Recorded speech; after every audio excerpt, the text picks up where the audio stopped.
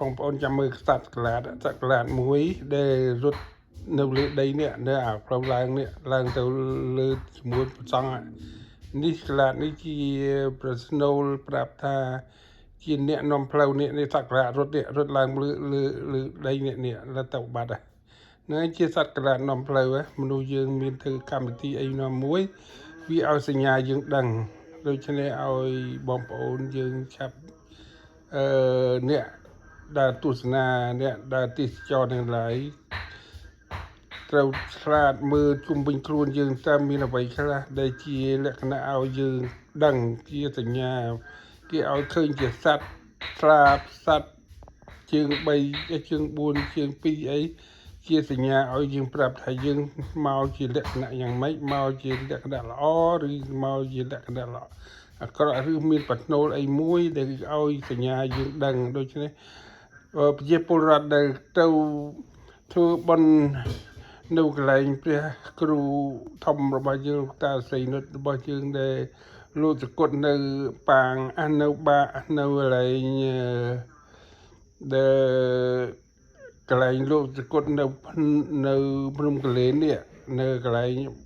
ពើងឆាត់នេះដូច្នេះសូមឲ្យបងប្អូនមើលរូបភាពនេះដែលឃើញសត្វក្លាតទៅមិញហ្នឹងបានន័យថាគេស្វាគមន៍ទោះបនមីនៅទីនោះគេស្វាគមន៍ដល់ព្រះសង្ឃនិងពិស័កពុទ្ធបរិស័ទទាំងឡាយទាំងពួងហ្នឹងទៅធ្វើបុណ្យឲ្យលោកតាសីនុតនៅកន្លែងនោះគេស្វាគមន៍ហើយគេប្រាប់សញ្ញាថាគេស្វាគមន៍គេពេញចិត្តនឹងការដែលទទួលរយៈស្វាគមន៍នឹងយើងទៅធ្វើបុណ្យនៅកន្លែងលោកតាសីនុតស្គុតនេះដូច្នេះសូមអ្នកទាំងឡាយស្ដាប់នៅពធទាំងឡាយដែលលោកឲ្យពរឲ្យជ័យឲ្យស្ទើរដល់អ្នកទាំងឡាយនឹងប្រសើរនៅវីរភាពរបស់លោកតាសីនុតដែលលោកសុកចិត្តពូលីបជនលោកនៅទីកន្លែងអាសនៈនេះដូច្នេះគេទាំងឡាយហ្នឹងគេមានចិត្តចង់ទៅធ្វើបរិខារទាំងអស់ហ្នឹងទៅថ្វាយ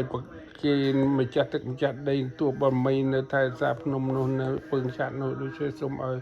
អ្នកទាំងឡាយចាប់អារម្មណ៍ថាទីណាដែលមានមនុស្សនៅទីណាដែលមានព្រះសង្ឃទីណាដែលមានសិលធម៌មានវត្តមានវា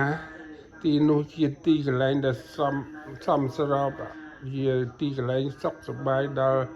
យើងរាល់គ្នាដូច្នេះយើងរាល់គ្នាដាច់ខាតយើងមិនត្រូវអត់រស់នៅក្នុងតំបន់ណាក៏ដោយយើងត្រូវតែមានសិលមានទានមានសមាធិមានភាវនាមានបញ្ញាជាគោលដៅដូច្នេះក្នុងការដែលព្រះសង្ឃទាំងឡាយហើយពុទ្ធបរិស័ទទាំងឡាយដែលទៅធ្វើបុណ្យនៅកន្លែងលោកតា